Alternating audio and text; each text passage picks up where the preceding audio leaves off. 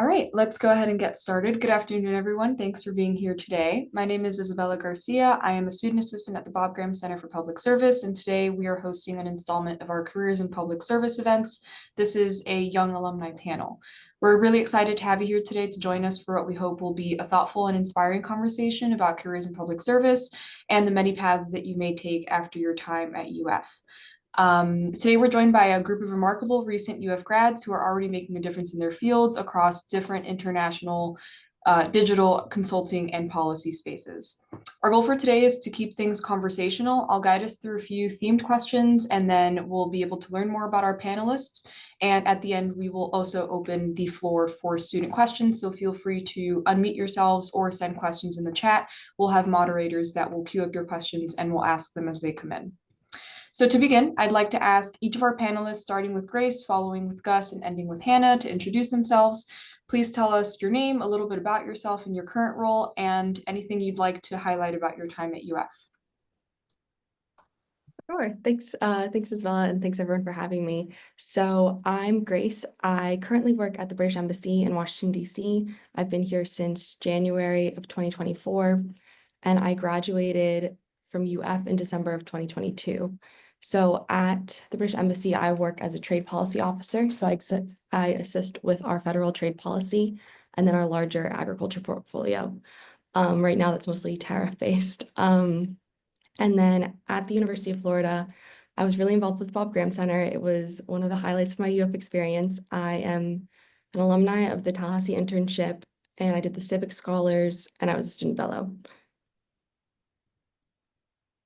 Hi, everyone. My name is Gus. I graduated UF in 2022. A huge fan of the Bob Graham Center. I was a student assistant there. I also led the voting for the 2020 election, so have a lot of love and a lot of great memories from there. I was also involved in FPR at my time there. Now I'm in DC. Been in DC for almost 2 years, and I work as a senior social media strategist for the Center for American Progress Action Fund. The TLDR is that I make memes for a living.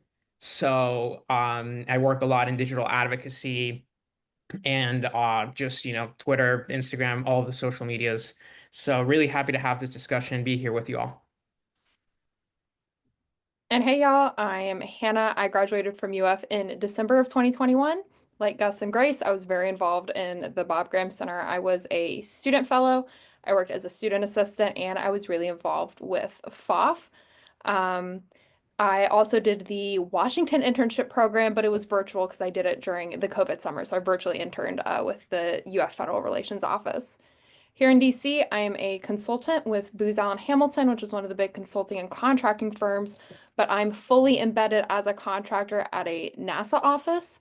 So I work at NASA headquarters, supporting an Earth observations and data portfolio.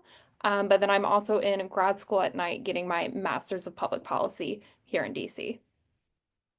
Awesome. Thanks everyone for sharing. So for the questions, if you want to answer, I'll allow anyone to popcorn in and we'll move on as we go, and then we'll open it for Q&A at the end. So for the first question, anyone who wants, can you walk us through your path going from UF to your current role? Did you have any interim jobs? What was the job search process like? And what motivated you to pursue a career in public service? I can go because I had a bit of a weird one. So I had one of my last internships I did while an undergraduate was at the Department of State, and I got a conditional offer, and I was so excited I was going to be a state analyst and then go become a foreign service officer. Everything was planned. And then the office I was going to work for had a budget cut, and my conditional offer was pulled because my position no longer existed. When I graduated, I had gone off to work in a farm in Hawaii, thinking I would just do it for a fun little gig while I was waiting for my state job to start. And then the job got pulled, and I very suddenly had to scramble. I applied to over 100 jobs, and I got this job at Booz Allen truly through horizontal networking with someone I had interned with. She referred me for a role. And then once I was there, once you get hired to a consulting firm, you usually then have to network again for what contract you get assigned to. And I had to do a lot of networking within different teams to then get placed at NASA. And it was totally not what I thought I would do at all. I didn't think I would do consulting. I didn't think I would do anything with science communications. But I realized I was really passionate about communicating technical concepts to like a general audience. And that was a lot of what this NASA contract was doing, taking Earth observations and data analysis and making it actionable information for policymakers. And so it was a roundabout backdoor way into getting into the policy questions and like policy around climate change that I was interested in, just coming at it from the scientific realm. So just be a little adaptable. And it was totally not what I planned out when I made my 5-year plan as an undergrad, but ended up here nonetheless.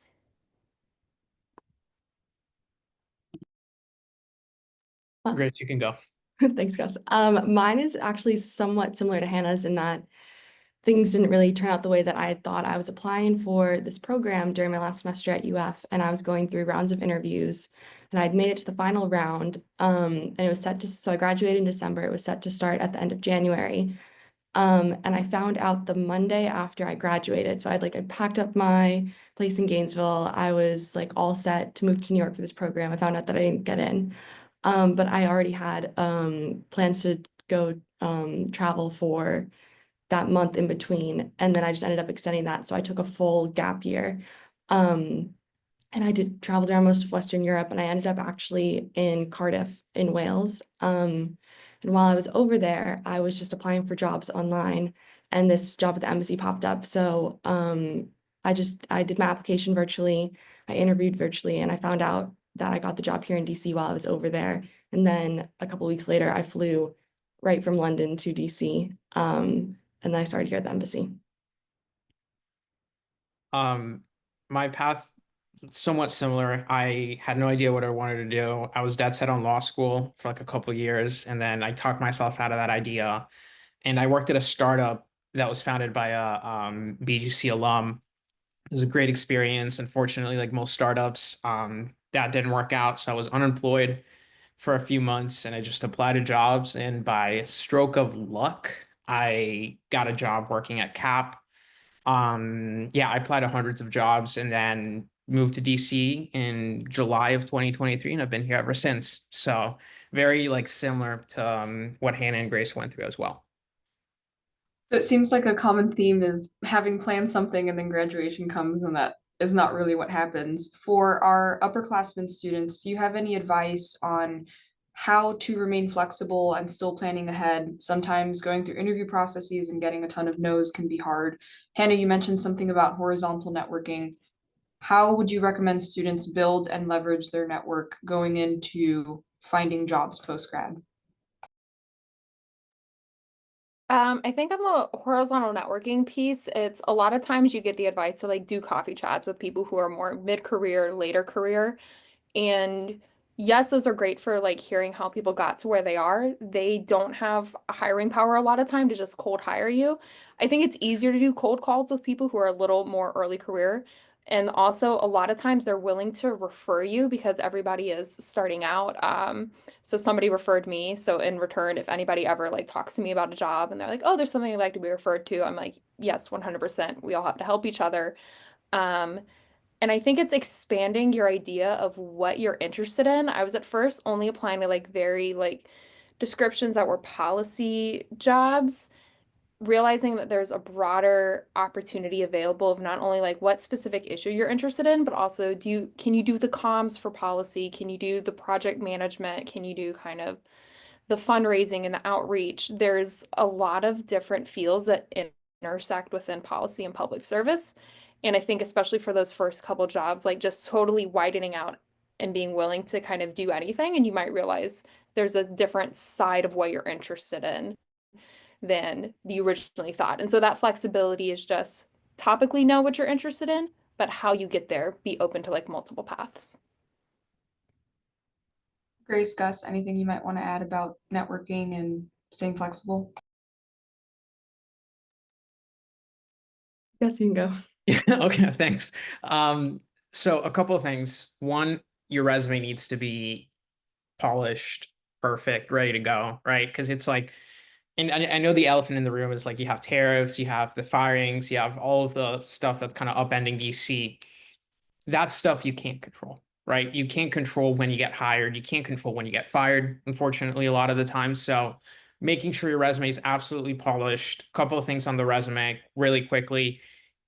Numbers active verbs, 1 page, right? Like that bare minimum needs to be the main thing. And the second thing, it's also find out and talk to people who you want to be in 2 to 3 or 5 years from now, right? Like don't talk to the person who's worked there for 10 years, because respectfully, I don't think they're going to give you that good of an advice, because the job market's completely changed.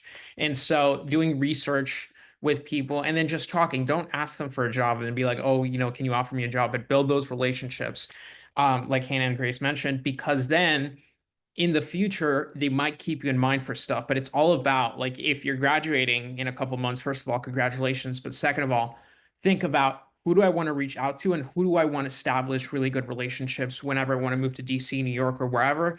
Because in the long run, those relationships are what's going to get you a job in very tough environments.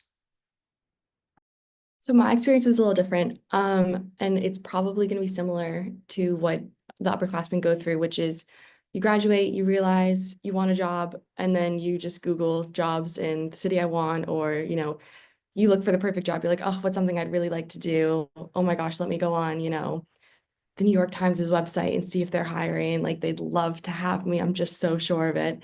And you just like do that, and then you lower the bar, and then you lower the bar. And then you like mass send resumes. I'm sure everyone's done it, and then you just never hear back.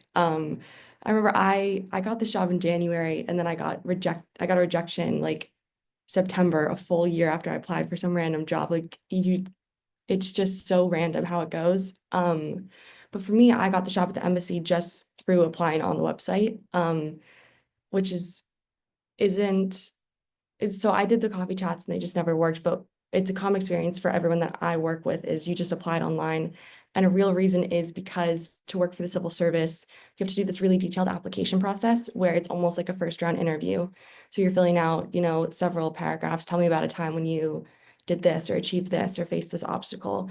And a way that you really get through what other jobs would have as an AI filter is just being really genuine, really targeted, and just, like putting it all out there. So if you put a lot of thought and a lot of care into your application, it's infinitely more effective than sending out 15 resumes through Indeed. And that's what I found. Yeah, just really quickly on that. If, for example, for the upperclassmen advice, I think just being a little bit more targeted into where you want to go is gonna kind of be really efficient, or like be a better outcome, instead of just like mass applying to like 300 jobs, because then you're gonna have a better resume and you're gonna have a better foot forward. I think also in your strategy when you're sending out those mass resumes, because that is like a stage you are going to go through no matter what, kind of organize it into buckets and have different targeted resumes for each bucket. I know the advice is always make a new resume for every job, but once you get to the point where you're just sending out dozens a day, so like my three like areas of focus, and I still keep my resume up to date because hate to be realistic, but you never know when you're going to get laid off. So I always try to keep my resume fresh. I have three versions of it. One, because I have three policy areas I've worked in. One is very like climate change policy focused, one is very like tech policy focused, and one is very like gender, peace, and security focused. And I keep those updated. And when I was applying to jobs, because every job I was applying to fell roughly into one of those buckets, I could take the resume that was closest, maybe do a few changes, and then send that in, and made the process a lot quicker. And now I keep those versions up to date in case something happens and I have to do this all process again next week. So that's why like having a really organized spreadsheet for all the jobs you're applying for as you're going through that like mass resume send out stage is important. And then kind of keep track of which resume version you sent in. Kind of have the same thing with like similar cover letter templates. And then maybe that's topic areas of like policy, or maybe it's areas of work. Like maybe it's the comms work versus the marketing work versus like the fundraising work, whatever like your three, best what you're interested in, whatever your three buckets of what you're interested become, have a version for each of that and track that in your resume and application spreadsheet as you're applying to those jobs. Thanks Another for thing- sharing. Oh, sorry, go ahead. Another thing that I think I didn't do, and I think you absolutely should keep in mind, is like, don't get caught up on the job that you just applied for that you think that you're perfect for. And you're like, oh, and now I'm done for the day because that's my job. And they're obviously going to call me instantly. Once you apply for a job, like just keep it moving, and if you don't hear back, it's because that's not your job. but just you're always looking for the next thing to apply for, and don't wait to hear back from 10 jobs before you apply for some more. All really great advice. Thanks everyone for sharing. So that was advice for upperclassmen, maybe some now for underclassmen, talking about experiences that you can do while you're at UF. I'd like to know more as you look back or think back on your time at UF. Were there any particular experiences like internships, class, organizations that you all mentioned in your intros that significantly prepared you for the workforce and the work that you're doing now? So, I feel very passionate about this. The degree and the career are sold separately, and I think that's one of the things that I realized once I graduated from UF. Um, I think the classes are great, but like if you're like traditional political science major and all of it, like they're great for writing and they make you a great writer, but they're not necessarily going to best prepare you for the real world, right?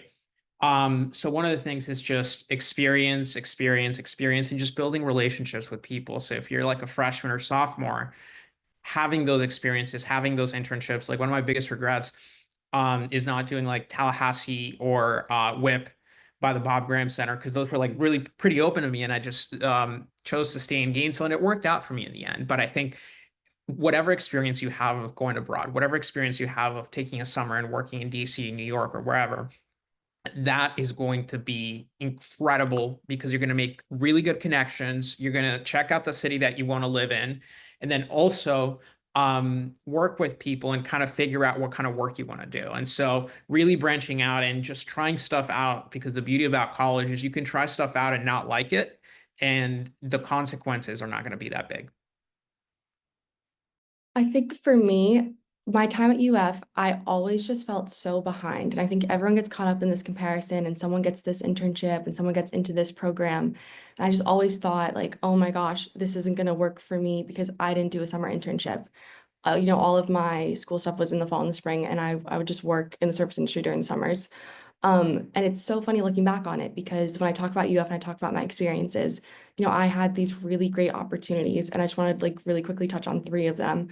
I think the first one is absolutely the Bob Graham Center's Tallahassee internship program.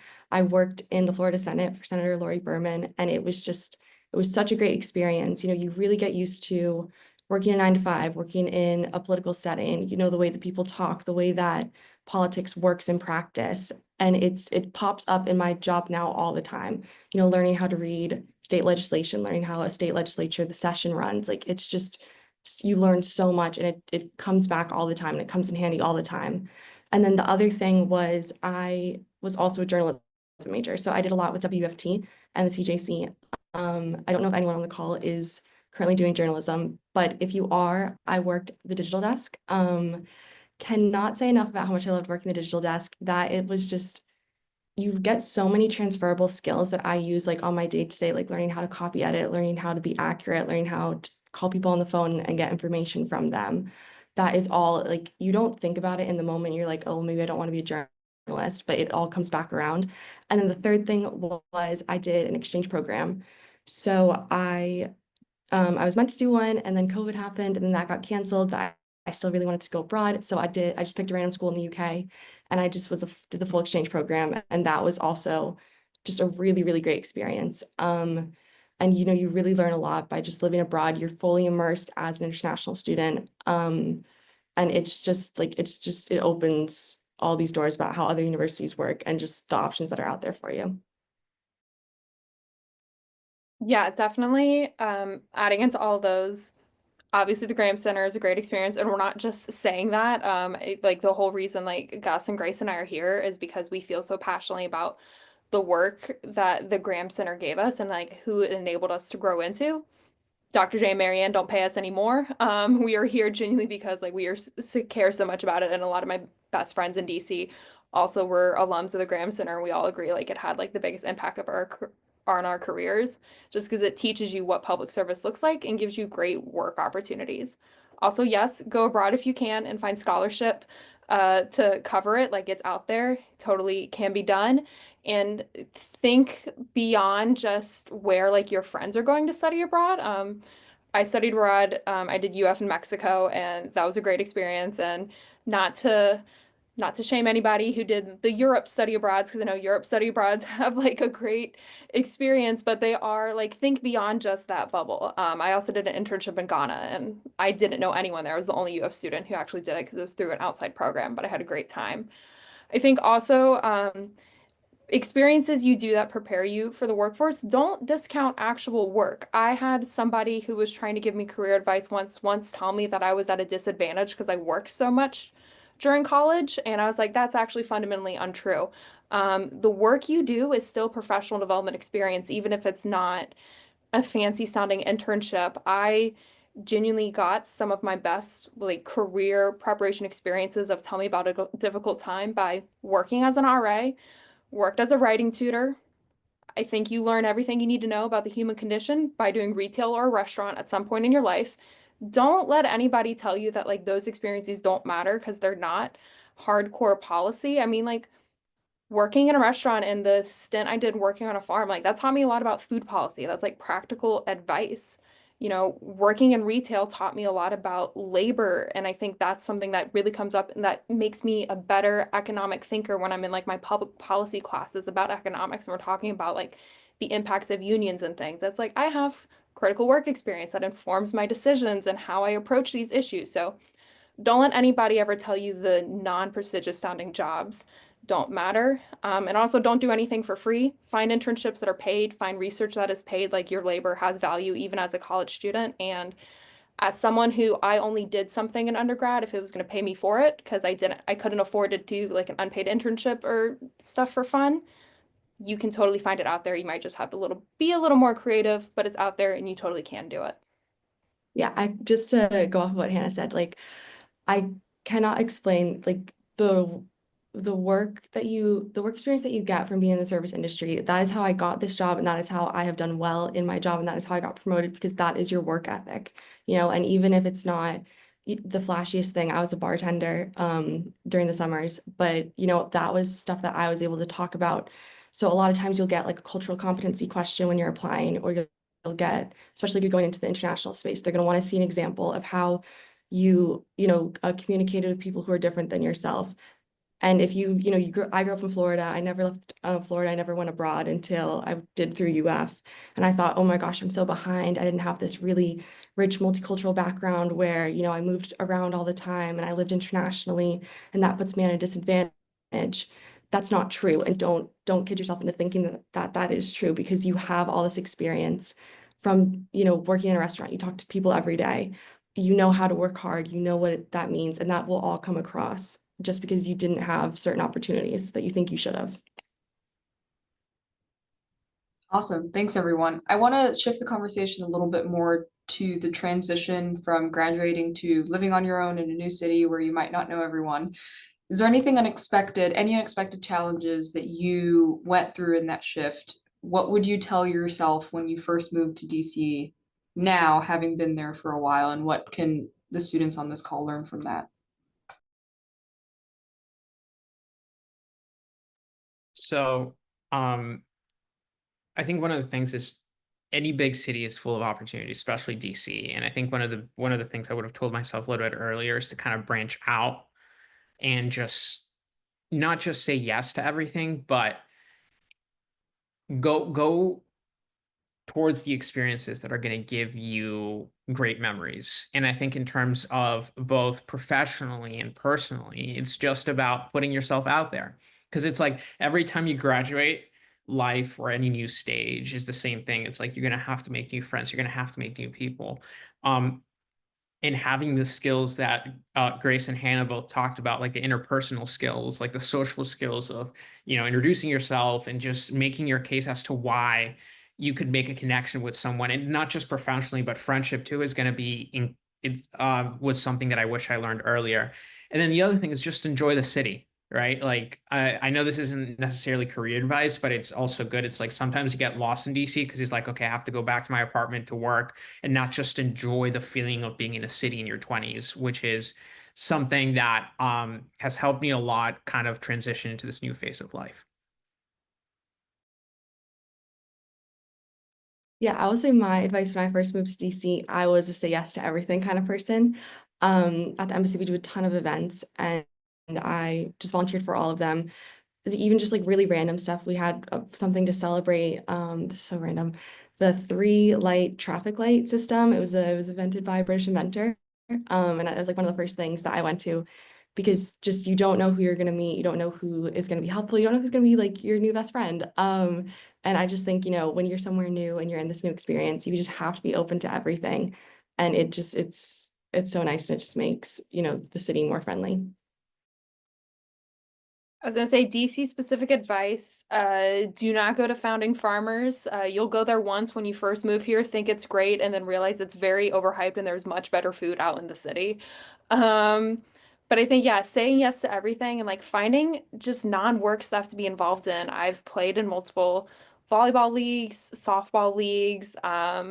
Whenever a random event comes up, I'm like, yes, let's go. I think also like stay in touch with your friends. There's a ton of Gators in the DC area, and we're all looking out for each other. And then also just like find organizations in your community to get involved with. I've gotten really involved with, I'm on the board of the DC chapter of the Surfrider Foundation, which is a national nonprofit that has different regional chapters. And even though it's not on the ocean, we have one in DC. And I've met some really great friends there. I've gotten to do some really cool volunteering work through them.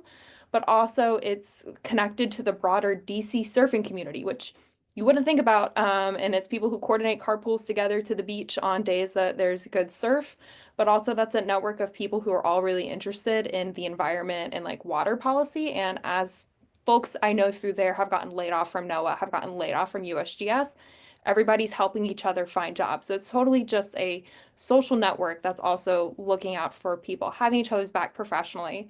And that's an example about surfing, but there is like something for that in any big city. So I know people who are on like the DC poetry reading circuit. I know people who are doing like XYZ, any activity you can find. These are very DC specific examples, but also any city has that. Find whatever weird hobby you have and tap into the group that's organized for it. You'll make great friends, but also everybody will be looking out for each other with like jobs and stuff professionally too. I'm going to bring it back to the networking conversation. So earlier we talked about networking with people who are where you'd want to be 4 or 5 years out from graduation. Arguably, you three might be places where people on this call want to be 4 or 5 years out of graduation. So when you get asked out for coffee chats and when students try to network with you, what do you look for in a good coffee chat? What makes a great one? And what would you look for in that conversation to make you want to refer someone to a job? That's a great question. So a couple of things. One, if you're the person inviting someone to a coffee chat, you have the responsibility to ask the questions, right? Like it's not my job to know about you. Like you have to do your research, you have to come in with questions, you have to know specifically what you want to get out of it, whether it's to establish a connection, to ask a question. The second thing is people love attention. They just like that's a universal fact. That's why all three of us are here partially. So when you want to kind of ask the person to tell a story about their lives in a way that makes it interesting, in a way that makes sense, because then it's not just you're asking procedural questions about advice or anything, because anyone can offer generic advice. But when you get like down into the granular to get people to talk about themselves and you're able to establish a real connection in a way that makes sense, absolutely. And then the final thing is instead of keeping your palm up, like asking for something, keep it to the ground. And what I mean by that is always try and find ways to be helpful to that person. Because when you get asked for coffee chat, you kind of know implicitly what the other person's trying to say. But if you can find kind of like a value add in a way that makes sense, I think that makes the connection stronger.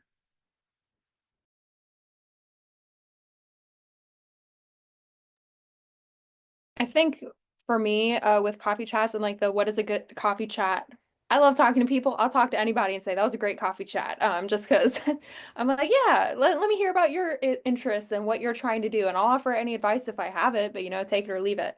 But I think the what stands out of what somebody can do to get in the best space for a referral. So I think understanding where the person works. I work for a big company that has hundreds of jobs open all the time. And so I can refer anybody, and I don't like lose any political capital if I refer you and it doesn't work out. And I want to genuinely refer people just because I got referred very randomly, and so I want to like put that good karma back. But I have to know what you're interested in. So have like a look if you're coffee chatting with anybody who works for like a big company that's going to have a lot of positions open, at least go through the website and figure out what's available that you're interested in, not just a very broad, oh, so what's it like at XYZ company? Because at the big companies, that can mean a million different things. So if you just have an idea of what you want to do, I'm always happy to put in the referral. I think, but understanding what I learned for coffee chats, people who work at like smaller boutique places or like smaller nonprofits, they're probably not able to just refer anybody.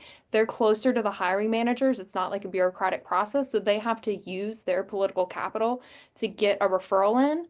So then it comes down to really understanding, again, do your research, figure out what those companies are, but what kind of work are they doing and what's the work culture, and really position yourself as somebody who fits into that, but don't feel like you have to take it personally if they don't refer you right away.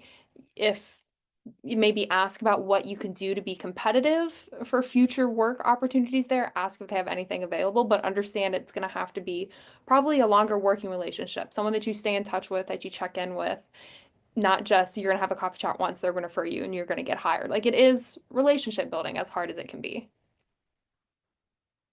I'll say for me, the embassy, we usually have maybe about 10 positions open in DC and then also across the network. So we've got 8 consulates around the US.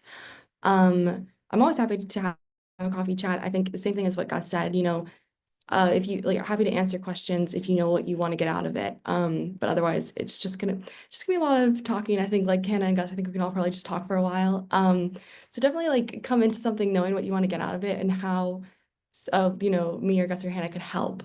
For example, at the embassy, like we can give referrals, but they're not going to make or break your application. But if you want help, like talking through a successful application looks like I'd be happy to help with that. But it's not, yeah, immediate. And then at the end of the day, like the worst that happens is you meet a nice person and you learn a little bit more. So, if you go into every coffee chat thinking like, oh, and then by this afternoon, I'm going to have a job offer, I think you're going to be really, really disappointed. Yeah, just quickly on what Grace said. Think of it in like the long-term aspect, not in the short term, right? Because then when I was 2021 about to become a senior, I think Dr. J remembers that I did a bunch of coffee chats with people in DC, and now whenever I see them in the Gainer events, they become my friends, or in a way of like really cool connections. So it's like if you want to either if you're and I think this works better if you're an upperclassman. Um, think about as a way of establishing that connection like a year or 2 years from now, because then it's easier to make that introduction in case you ever need something, or in case, God forbid, you ever get laid off. It becomes a lot easier to tap into that network. So it doesn't hurt just to talk about people, just to talk or establish that connection. And if you're upfront about it, I think a lot of people, just want to make a new friend. And what Gus was saying about like the friends and like you see people at Gator events, DC is a small city. It's a big city, but it's a small city. You will see people everywhere. So like be a good person, have good connections, be positive. You will see people, places I've run into random people from UF, the Metro escalator, in line at a Jazz in the Garden, at various house parties. I met someone at work who was like randomly assigned to share a desk with me, and we had a mutual friend who went to UF. She didn't even go to UF, and we were just like, oh, you know him too? You will find people everywhere. It is smaller than you think, which is great for networking, but then also for like those personal relationships as well. You can maintain that once you're in the area. Great advice. I want to switch one more time. Grad school. In your intros, Hannah, you mentioned that you're currently taking grad classes. Gus, you also mentioned that once law school was a goal and then you convinced yourself out of it. I'd love to hear more about how you knew grad school was or wasn't for you. Gap years, no gap years, employment helping you or not, anything. Yeah, biggest advice, do not go right away. Unless you have like known since you were 5 years old that you only wanted to be one very specific type of lawyer, then maybe go right after undergrad. But even then, I would say you should take some time to work. And I have friends who have gone straight in and they've had great experiences. But I think personally, even as someone who thought I knew what I wanted to do in undergrad, taking time to work for a couple years really just helped me synthesize what my policy interests were. And I think makes me a lot better at grad school because I know what the real world application of it is. Like I'm in one of my classes I'm taking this semester, it's required for my program, is on national budgeting. And so I'm in this class one night a week. But then also throughout the week, I am at my office going through my boss's like work schedules, creating time to like figure out what's our new budget projection given all the stuff that's happening in the federal government right now. So I'm like living what I'm learning in class. Um, I think also a public policy program, if that's what you're interested in, a public policy program doesn't have like a narrative arc in the way that like maybe your political science undergrad degree has, where like here's the intro classes, here's the classes you take when you're a little older, and then you write your final thesis. In at least the public policy program I'm in, each class is like a different skill set and tool for doing analysis. And you need to know what you're interested in and apply that analytical toolkit to it. It's teaching you how to analyze policy, but you have to know what kind of policy you're interested in. So I'm in class next to people who are working at DoD, people who are teachers doing education policy, people who are interested in healthcare policy, and we're all learning how to do, the budget process, the economic analysis, statistical analysis, project management, but we have to apply it to our own stuff. So the program is not set up to really benefit you if you don't know what policy you're interested in. And so working gave me that benefit. I think also just in class, you see a difference between people who are coming straight out of undergrad and they're treating everything very theoretically versus people who are even just a couple years in and you have more of that applied understanding. And I also, yeah, thought I wanted to go to law school for a bit, and then I worked and then was like, law school is totally not for me. But then I also know someone who had never really considered law school, worked for a bit, and then was like, actually, I really want to go back and go to law school. So work and know for sure what you want to do so that you're not putting money on a degree that you're like maybe not going to love. Yeah, so when I did the Tallahassee internship, in my cohort, I think there were maybe like 12 of us, and I think most everyone wanted to go to law school. So our intern liaison did a really good job of setting us up with lawyers in Tallahassee, just throughout the course of the program. And everyone gave the exact same advice. And the advice was, I'm sure everyone's heard it, where it's like, don't go to law school unless there's nothing else you want to do, and it's the only thing you want to do. And if you have a backup option, like take that backup option, don't just go to law school just because. I think that's probably just like a very common sentiment. And I was the person who took that advice because I thought I wanted to go to law school. And then I was like, well, I guess maybe then I could do something else. And now I am, and I really don't regret not going to law school. But then on just continuing education, DC is a really great city because there's so many learning and development opportunities as a professional. So, lots of law firms host seminars, lots of think tanks host, courses. You're able to like take a week off from work, at least in my position, and go to one of these like kind of crash courses in policy where you get to be a student for again, which is really nice. And then also through the embassy, we offer courses, and a lot of companies do that as well. So, just because you graduate and just because you don't go on to graduate school right away doesn't mean that you're out of courses to take. Yeah, I think Hannah and Grace pretty much summarized it really well.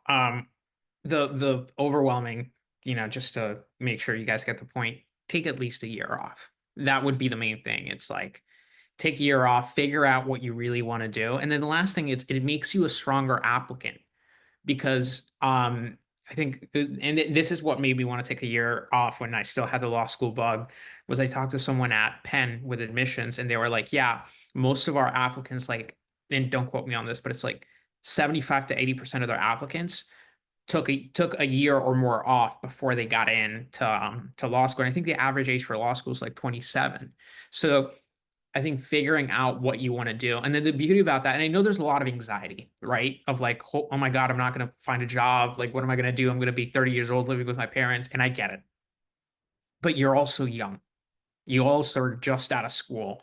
You have 2 to 3 years to figure out, maybe even 5. And it's so obviously don't waste a year off trying to find what you want to do, but you have kind of the wind at your back in a way. And I think a lot of people don't use that to their advantage. They just want to get to working right away because that's what they think they're going to do. And then there are 100K in loans, and then they figure out that's not what they want to do. So Like it's okay to take a break, it's okay to work, it's okay to find all of that stuff because that's where your best memories are going to be when you have absolutely no responsibilities and hopefully no debt. Thanks for everyone for sharing. Let's end it with one quick piece of advice before opening it up to Q&A. For all of our attendees, you may unmute yourselves after we answer this question or start sending your messages in the chat. We will read them as they come in. So if you could go back and your senior year of college or any point in college, give yourself one brief piece of advice, what would it be? Maybe something we haven't talked about and people don't think about really.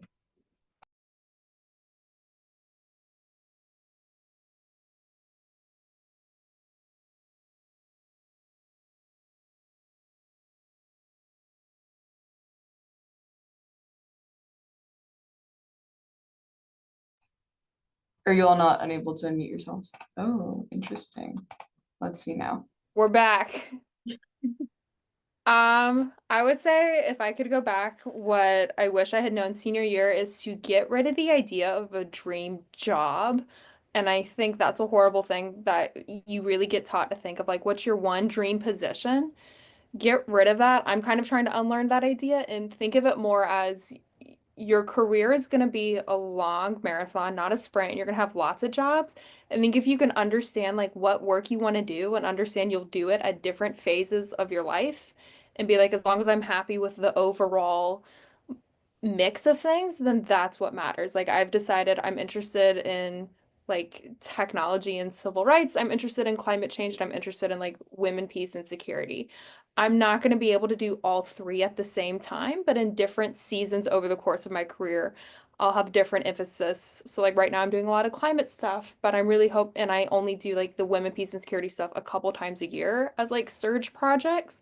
But I'm hoping that like maybe after grad school, I can switch into a new position and do that again. And so think about what you're interested in and think about how you can spread it out longer over time, as opposed to somewhere out there, there's one position that lets me do all three of those at the exact same time, 100%, and I just have to find it. It probably doesn't exist, but you can create whatever you want to do. And life is all about creating what you want your journey to be.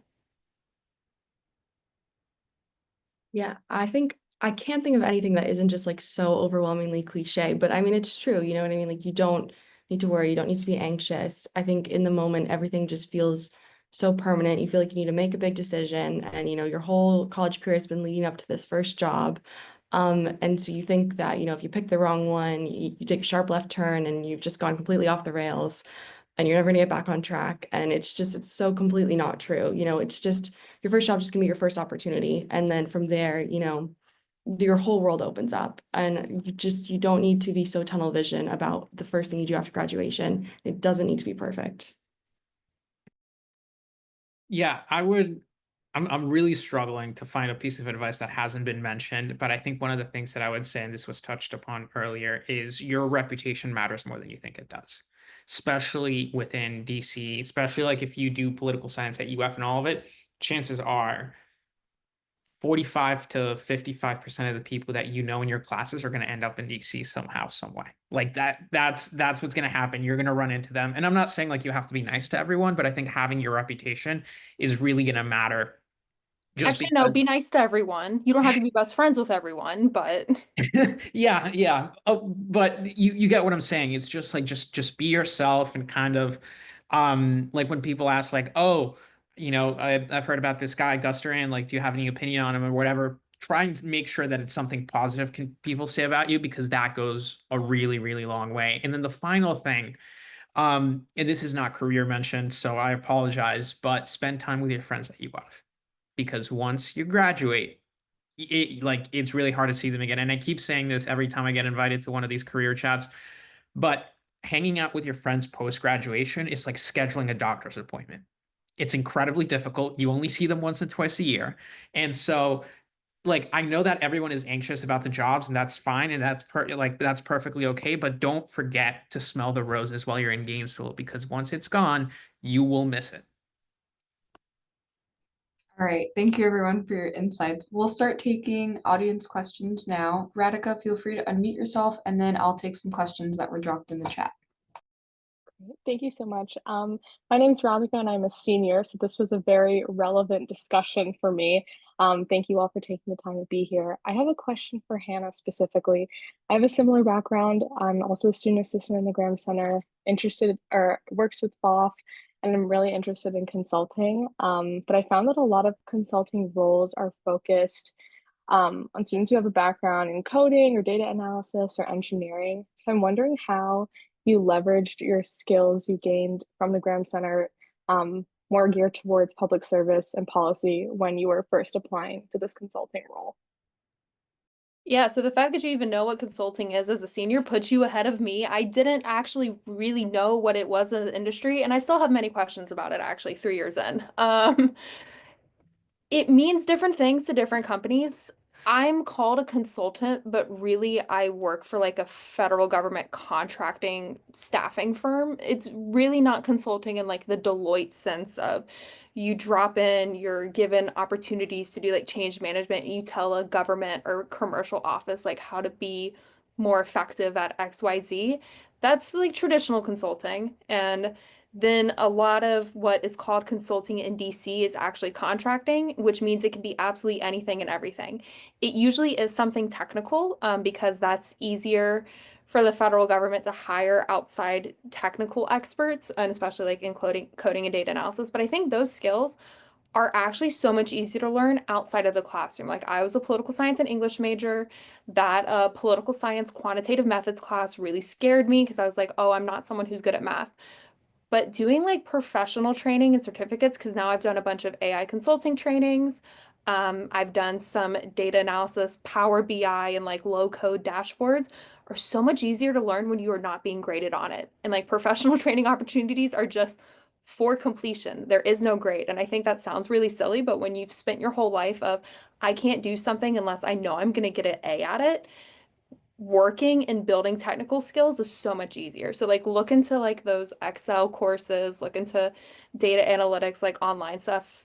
And I think leveraging some of that work that I had done, and then once I got hired, building more of those skills, is actually what helped me move forward. Like as I've gotten promotions and as I've gotten like new responsibilities, it's totally so much easier to learn once you're like no longer worried about, oh, do I know enough data analytics to be a data analytics minor? It's like learn it on your own, and it gets so much easier. Thank you so much. Alrighty, next I'll be reading out a question from the chat. It says, thank you so much all for your insights. Do you have any interview advice or tips that may be helpful?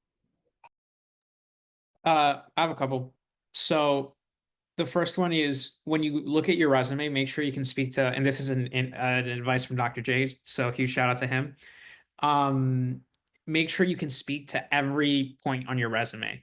That would be one thing. Second, for like the behavioral interviews, or like how you stay organized and all of it, make sure you have examples. And this is something that was touched upon in a previous question of like knowing what your go-to answer is when like tell me about a hard time or tell me about something that you accomplished. And the final thing is you want to structure your answers in a way that ends on you quantifying your impact. So I increased X amount of things, I raised X amount of money. And then the final thing that I would say in terms of the interview is make sure you, and this is a little like, 30,000-foot view, but make sure you tell a story about yourself and then that you're really excited to work for whatever place you're going to work for and how you are going to make a really good fit.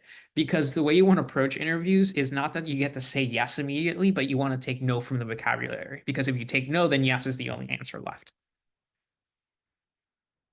I'd say my top interview tip is you don't, especially when you're doing the behavioral questions, it's you don't have to have the perfect story, but you have to show the action that you took. So I think a lot of people get bogged down in thinking of like the coolest thing they did or the most elite thing they did, and it was so great that they were able to do this, and they don't talk about a time when they were the catalyst in the story, and because of the work that they did, this outcome happened. And I think making sure that you highlight without overdoing it, obviously, but the work that you've done and how that makes you a good worker in the role that you're going for. I would say my interview advice, ask lots of questions. Whenever they say, do you have any questions? The answer is never no. Always ask questions, have questions prepped ahead of time, think of questions as you're doing the interview.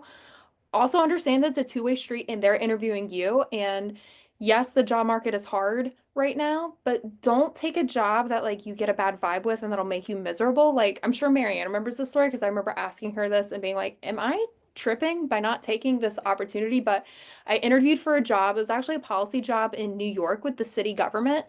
And I went through the final rounds and they went to give me an offer, but they said, actually, it's not just an offer for you. We're really excited about this other candidate. So we'd like to hire you both at part-time for 6 months and then decide who to offer it. And I was like, that's going to be a horrible working environment. I'm going to be competing with my coworker. I'm going to be constantly on under evaluation. And I ultimately decided like to turn down that offer, even though at the time it was the only offer I had gotten yet.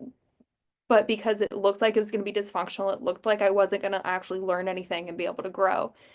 It is okay to make those decisions. Like they're interviewing you as much as you're interviewing them. And then also, it's called bluff, but bottom line up front, that's a very big thing in government writing, and especially like DC writing and speaking, and that like treat any of your writing samples, including your resume or including a cover letter, the first 1 to 2 sentences, treat that as if that is the only thing the person who is reading your work is going to read. Because when you start writing like technical reports, that is typically the only thing people are going to read. So when you do your interview answers as well, try to make that first sentence the bluff. Like, here's the most important thing, get straight to the point, and then the rest of your answer is just elaborating on that. Nicholas, you can go ahead and unmute. Thank you, Isabella. Grace, Hannah, and Gus, thank you very much for being here today. I'm a current TAP intern here in Tallahassee. My name is Nicholas, and my question would be, during the period in which you were in between jobs, what strategies did you develop to maintain composure and be positive about the whole situation?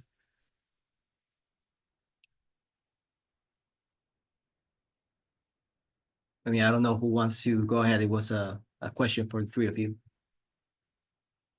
I can go first. I think it's, and I know it's gonna sound a little boomer of me, but grit, man. Like sometimes you just gotta push through. And I think Grace summarized it really well, which is don't focus on the job that you think is perfect for you. Just keep it moving. Like it's kind of like I play tennis a lot. So it's like, don't focus on the perfect point. Just focus on either did you make it? Okay. Did you not make the point? All right, move on. Next one. Just because the best way to interview in any job environment is to have momentum. And you want to build that momentum, and focusing on making the perfect application each time is not going to do it. And the final thing is, applying for a job is a full-time job, but also knowing when to take a break, because it can get exhausting. It can get incredibly anxiety inducing. And so finding things where you're able to just kind of sever your focus and then just do something else, whether that's Netflix, sports, whatever you think it's right. Having that balance a lot of the times is definitely going to help you in that period.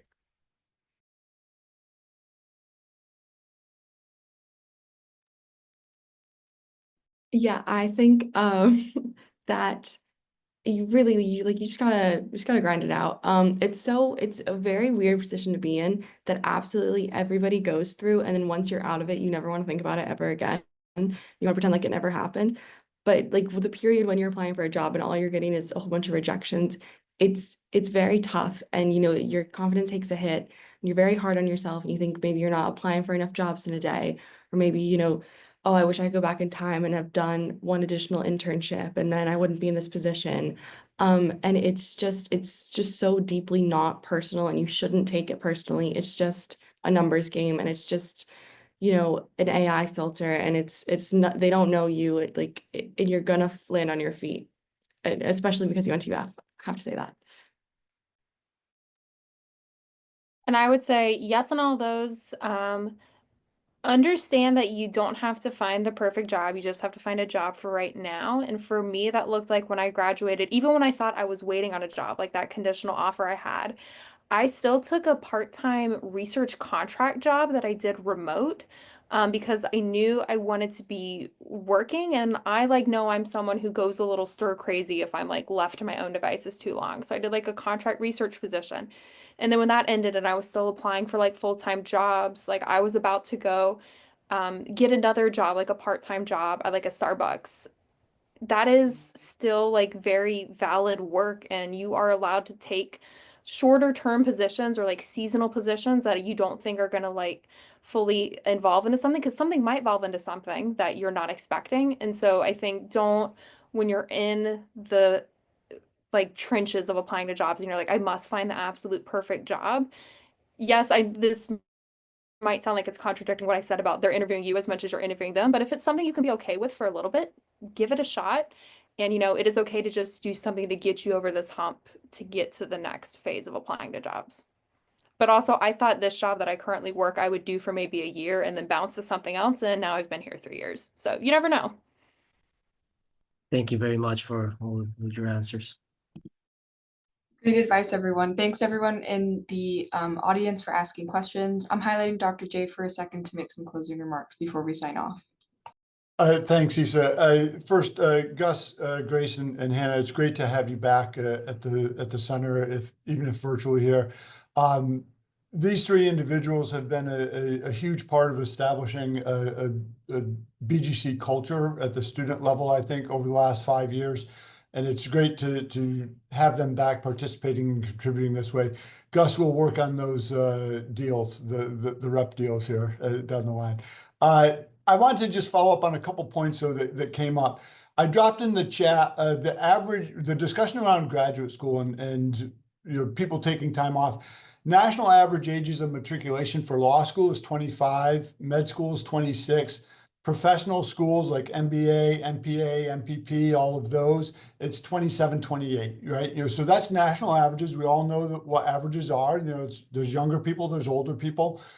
The point here is that you need to do what's right for you, which is to say, again, unless you're 100% convinced of any particular pathway, taking some time to figure out exactly what that looks like and understanding what your options are can be the best path forward for you, right? But it is, again, a unique thing. Don't get caught up in, oh, my friend's got this path all mapped out for them, therefore I have to. That's avoiding the competitive aspect of it as well that Grace was talking about.